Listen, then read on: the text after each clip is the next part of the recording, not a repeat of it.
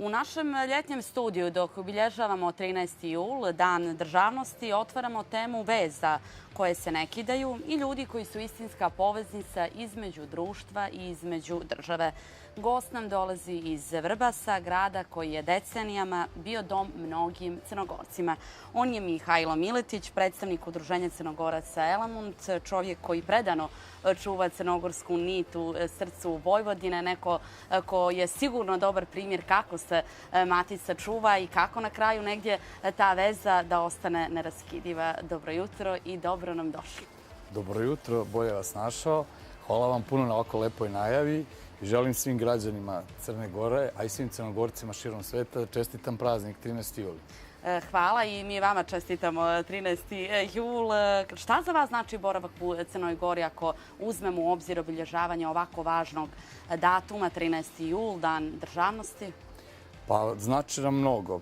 13. juli nije samo običan datum i nije običan praznik. To je u stvari jedan stvarno datum koji ima veliki značaj u istoriji, u Crnoj Gori uopšte, a i svim Crnogorcima. To je dokaz istrajnosti jednog praktično naroda koji je istrajan za svoju slobodu, za svoju državnost, a i dokaz pripadnosti jednom narodu, jedne države antifašizmu.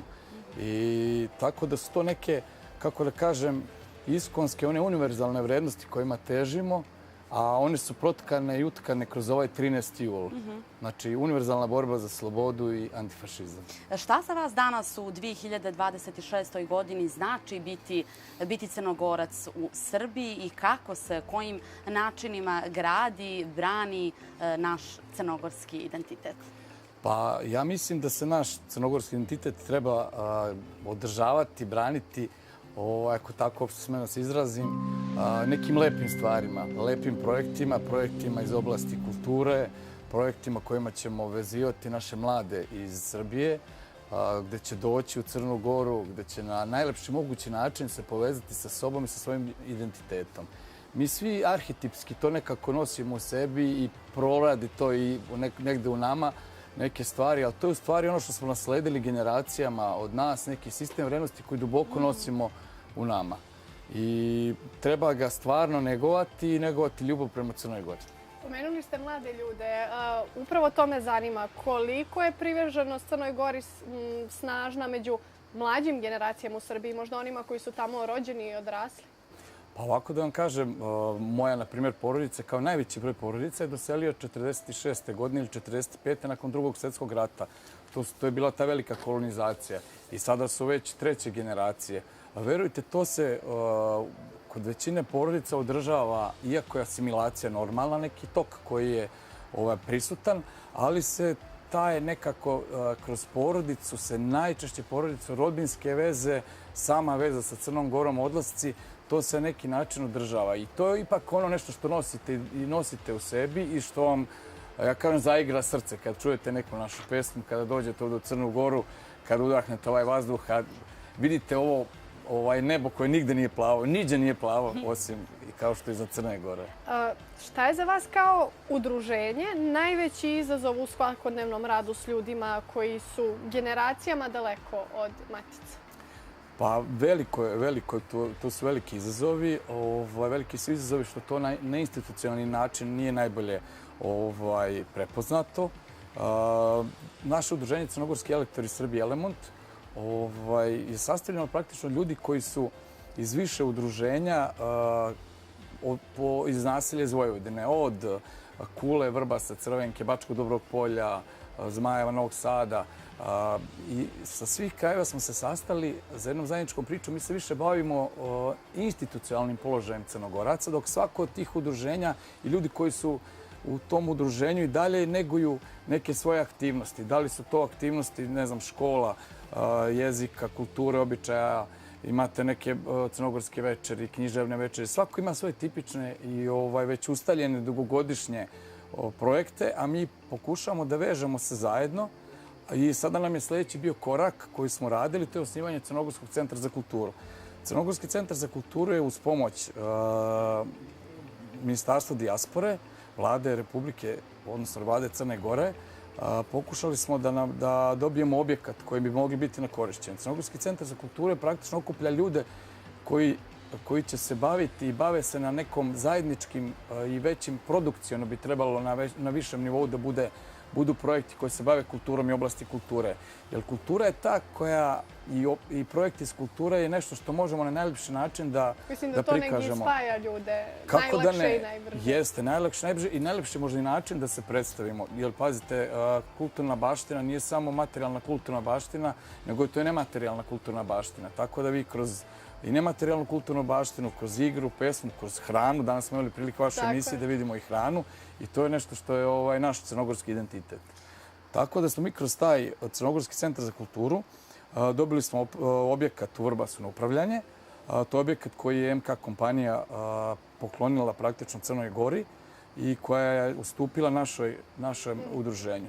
Međutim, tu je mnogo još izazova kako, na koji način da se to održi i na najbolji način da se održe programi i projekti koji će se održavati uopšte u Crnogorskom centru za kulturu. Vi govorite o lijepim stvarima, o načinima na koji se grade i održavaju zapravo ti mostovi, ali broj građana Srbije koji se izjašnjavaju kao Crnogorci je gotovo prepolovljen između dva popisa. Šta mislite zbog čega živimo jednu takvu situaciju i zapravo gdje nastaje taj rez? Da li je to u školi, da li je to u porodici, da li je to možda pritisak sredine i okoline, spoj svega ili možda nešto četvrto? Šta kaže vaše iskustvo? Odgovor na pitanje je vjerojatno kompleksan, izuzetno, ali simptomatično je da je broj Crnogoraca za 3 popisa sa 7 puta pao, sa 140.000 na 20.000 sada. Ali meni je simptomatično da je broj Crnogoraca u Crnoj Gori pao isto tako sa nekih preko 60-70% je pao na 40%. Tako da je ta neka priča o identitetu koliko je prisutna u Srbiji vjerojatno već prisutnija sama asimilacija, ali mislim da je isto ta prisutna i u Crnoj Gori. Odgovor na ta pitanje je sigurno složen i vrlo ga je teško dati u kratkom jednom odgovoru i sigurno postoje razlozi zašto ti ljudi su. Identitet se ne menja preko noći i ne tako brzo. To je vjerojatno produkt nekog višedecenijskog uticaja, dalje manje poželjno da si Crnogorac, ali mene to čudi da je u Crnoj Gori tako. Kada rad Nacionalnog savjeta nazivate razbijenim evropskim ogledalom, šta to konkretno znači? Na šta aludirate? Pa ja moram da kažem, mi živimo u državi Srbiji, to je naša država koju stvarno izuzetno cenimo i volimo i tamo stvaramo, podižemo svoje porodice i naša ideja da trudimo se i sigurno smo mišljenja da taj multikulturalizam i multinacionalizam donosi dobro i mi želimo našoj državi, čiji smo građani lojalni, da donesemo dobro kroz naše kvalitet nas Crnogoraca u Srbiji. Ali očito je da naš nacionalist, pošto je Srbija nacionalna država Ustavom, nije kao Crna Gora građanska, vi imate Srbija je država Srba i ostalih manjina, ostalih naroda. Vi svoja prava stvarujete preko nacionalnog savjeta i to je državni organ, nacionalni savjet koji bi trebao da bude. Međutim, taj nacionalni savjet, mi smo radili monitoring rada nacionalnog savjeta. Mi samo tražimo da se poštuju zakoni Republike Srbije. Ovo što ste rekli u izjavu o razbijenom evropsko ogledalo, radili su nam profesori fakultetski monitoring rada nacionalnog savjeta. Nacionalni savjet ima 4 oblasti kojima treba da se bave. To je obrazovanje, kultura, informisanje na jeziku nacionalne manjine, promovisanje identitetskih vrednosti jedne nacionalne manjine. Nikako ne sme da se bavi politikom i mi samo zahtevamo da se ne bavi politikom, taj nacionalni savjet. Krše se zakoni samim tim što ljudi koji su u nacionalnom savjetu uopšte nisu identitetski Srbi. Nisu identitetski Crnogorci. Znači, pustite nas, ako nas ima i 20.000, nas i 15, pustite nas, to je naš nacionalni savjet, da se bavimo našim nekim očuvanjem identiteta. Zašto je to evropsko ogledalo? To su nam radili profesori sa Univerziteta u Novom Sadu, profesorica Jelena Jeftić, ona je radila monitoring.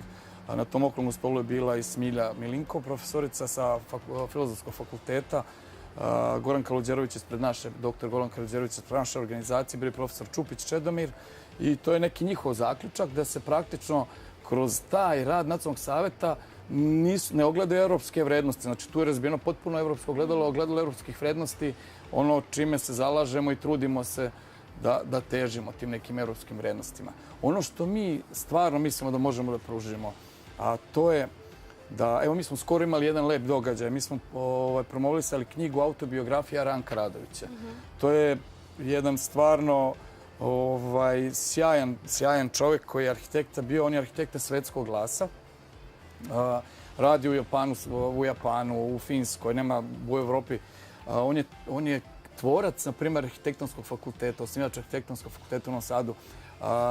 U Novom Sadu amfiteatar nosi njegovo ime. Znači, kada spomenete njega bilo gde u toj oblasti, to je s ponosom. Znači, zašto mi tako mi tim lepim pričama isto tako doprinose ta naša crnogorska manjina, doprinosi isto jednom lepim stvarima u zemlji Srbiji. Tako isto mnogo primjera u kulturi, u sportu, u zdravstvu, u obrazovanju. Imate veliki broj univerzitetskih profesora.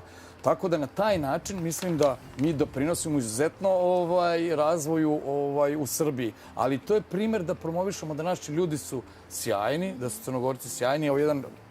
Ja kada sam pozvao na taj događaj moju kumicu koja studira arhitekturu, ona rekao, pa naravno će doći po našem amfiteatru, nosi to ime. Kada sam spomenuo nekom inostranstvu isto, svi su bili oduševljeni time, ali zašto? Takvim ljudima treba da se dičimo i hvalimo. Pored ovih lijepih stvari, često sa druge strane svjedočimo oštroj retorici političara i medija. Kako se na to visoko političko zidanje reflektuje na život običnih ljudi koji vole obje države bez pogovora? Pa verovatno se reflektuje na neki način, to je sigurno, jer i uticaj i propaganda imaju uticaj sigurno na sve ljude. I sigurno je to neki način manje poželjno kod njih da se ističu. Ali ja mislim nekim pozitivnim primjerima treba da odgovorimo na sve to, ili svađati se na taj način nema nikakvog smisla. Ovo o čemu sam pričao, mi smo za godinu dana imali jako lepih primjera i trudimo se. Nažalost, mi nemamo taj kapacitet materijalni u svakom smislu da možemo da ispratimo ideje i projekte koje smo imali. Nažalost, i Ministarstvo dijaspore nema dovoljno veliki kapacitet da može da pokrije sve naše projekte i sve naše želje. Velike su želje, a verovatno su mogućnosti manje. Mislim da to prevazilazi čak i pitanje Ministarstva dijaspore i da Crna Gora mora imati neki posebnu strategiju, pogotovo ipak je najbrojnija dijaspora u Srbiji, da mora imati strategiju prema dijaspori sasvim drugačiju, da se na neki način drugačije ophodimo i da, na primjer, taj Centar crnogorski za kulturu koji je osnovan, koji imamo stvarno divan objekat u kome smo imali stvarno 10-ak programa od Lubardine izložbe. Mi smo sad nedavno imali izložbu retrospektiva Ratka Šoća. To je Cetinjanin, Crnogorac koji živi već 50 više godina u Vrbasu. To je jedan od najvećih živih slikara Crnogoraca koji je proslavio Crnu Goru i opšte Crnogorca svuda u svetu. Nema gde nije izlagao njegova dela. Naša ideja je bila da budemo i u Cetinju ta retrospektiva. Ali imali smo tu, pa i smo imali promocije nekoliko knjiga, imali smo 2 okrugla stola. To je nešto što ljude okuplja. Puno manifestacija. Pa puno manifestacija, ali mislim da to prevazilazi jedne nevladne organizacije. Mi smo sad radili jedan veliki biznis forum u saradnji sa Privrednom komorom Crne Gore i oni su se začudili kad su rekli da smo mi NGO. Kako ste vi? Definitivno entuzijazam je najveći trenutno naš motor, pokretač. A postoji li neki crnogorski možda običaj koji ste uspjeli da ugradite u život u Vrbasu, a da je prepoznati od vaših komšija koji možda porijeklom nisu iz Crne Gore? Pa vidite, ja sam inače iz Bačkog Dobrog Polja. Kao kolonistička porodica smo doselili u Bačko Dobro Polje. Tu je bila većinska, to je opština Vrbas, tu je većinska crnogorski i Bosanci su nam bili tu. I mi smo sigurno jedni drugima dali to, a u Vrbasu je 20 i nešto nacija. I mi smo sigurno jedni od drugih pokupili mnogo toga. Svi od svakog po nešto. Jeste, i samo kad se lepe stvari pokupe, to je... Evo, sada smo imali priliku hrana se sigurno jedne kod drugih pomešala, ali verujte i pesme i običaj i te mešoviti brakovi su jako bili izraženi u Vrbasu. Ja sad živim u Novom Sadu gde je isto veliki broj nacija i to bogatstvo, taj multikulturalizam i multinacionalnost i konfesionalnost je neko bogatstvo i mi mislimo da društvo na taj način je sigurno bogatije, bolje i lepše živjeti u takvom jednom društvu i razvijeti tako neke lepe, kako da kažem, stvari, odnose. Šta onda možemo da očekujemo od Matice u narednom periodu ili možda šta bi bila negdje vaša želja da sljedeće godine, 2027. za 13. jul, govorimo? Koja bi to možda jedna stvar trebala da se popravi kada govorimo o Crnogorcima u Srbiji? Da ne žive samo praznike i obilježavanje važnih datuma, već da se zaista osjećaju živim tokom cijele godine? Hvala vam puno na ovom pitanju. očekujemo mnogo. Ja moram da i ovaj put istaknem, mi volimo da smo, na primjer, 13. jula dođemo u Crnu Goru, da 13. juli provodimo u Crnoj Gori, naše barem udruženje, pa da se svaki put upoznamo nešto novo. Imamo dugogodišnju saradnju sa Akademijom Plus, koja je već postala tradicionalna, iz građana. Volimo da budemo tamo na građanima, da se sa njima družimo, da baštinimo neke stvari koje su onako univerzalne vrednosti antifašizma, ali isto tako svaki put se trudimo da obiđemo nešto i posjetimo nešto što ima isto veze sa antifašizmom.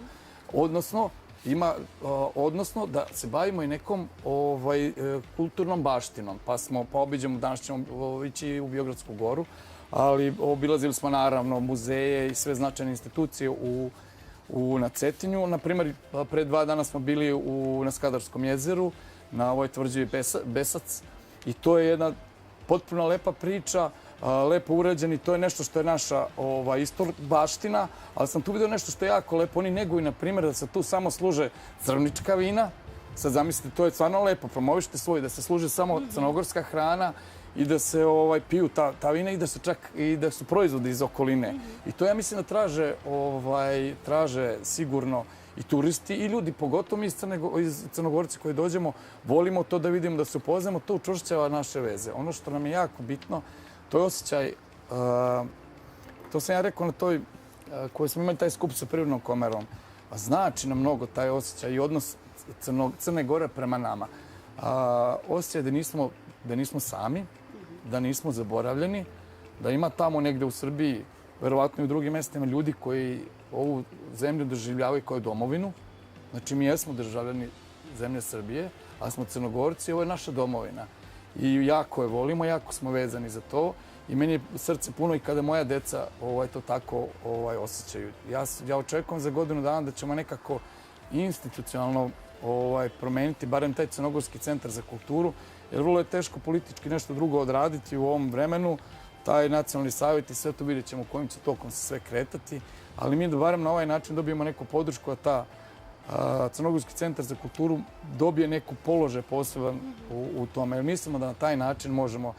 Ja iskoristit ću priliku i da promovišem jedan naš projekat koji se zove Lučonoša. Lučonoša je projekat Digitalni muzej Crnogoraca u Srbiji. Šta je to? Sam naziv Lučonoša, to je neki nosilac vatre, neke iskre, čuvar nekog identiteta. Kako je zamišljen, ne samo kao obična platforma suva. Razrađen je sad u sljedećem obliku da imamo 3 aktivnosti koje su mlade lučonoše, to su Lučonoša na putu i Dani Lučonoša. Šta su mlade lučonoše? Da uključimo baš te mlade ljude koje ste me pitali, da oni dođu u Crnu Goru, da zajedno prođu neke obuke, pa možda dođu i kod vas na TV, da vide... Rado ćemo ih ugostiti. Biće baš lepo. Da onda ih naučimo da naprave neko od njih neki prilog, neki snimak, neki tekst o Crnoj Gori, o crnogorskom identitetu, opšte o tome, pa da ta materijale kačimo na naš digitalni muzej. Da onda promovišemo Dane Lučonoše u Srbiji, da obiđemo sva mesta gde imamo. Pazite, moramo se posvetiti i vidjeti na koji način ti mladi u stvari vide i kako oni komuniciraju. Potpuno su nove te tehnologije, potpuno su novi kanali komunikacije među njima i da vidimo šta je to što njih veže i šta bi njima bilo interesantno. Pa onda kroz te dane Lučonoša na putu koji će doći ovdje pa će se vratiti i neki manifestaciju na kraju. Donijeti neke nove priče, neka nova iskustva. Jeste, i uključiti te mlade ljude. Mi se trudimo kroz ove naše, ja ih nazivam posete ekskurzije, da uključimo svaki put neke nove mlade ljude koji će doći i oni vidjeti nešto novo. Hvala vam mnogo na razgovoru. Čuli smo da danas je Beogradska gora. Jeste, u povratku moram. Uživajte u svim ljepotama Crne Gore. Poslušit će vas vrijeme. Želimo vam lijep ostatak boravka i da ovo što ste nam kazali za novi projekat realizujemo. Što da ne, Iva, tu smo za vas. Biće nam stvarno, značit će nam da nam da stup podržite. Valjda će prepoznati i institucije koje to mogu da nam pomognu i materijalno, da to sve bude kako treba. Vjerujemo da hoće i da će možda ovaj razgovor malo uticati i na njih. Hvala vam mnogo. Hvala vam puno na gostovanju. Hvala televizije i srećan praznik svima. A mi nastavljamo dalje.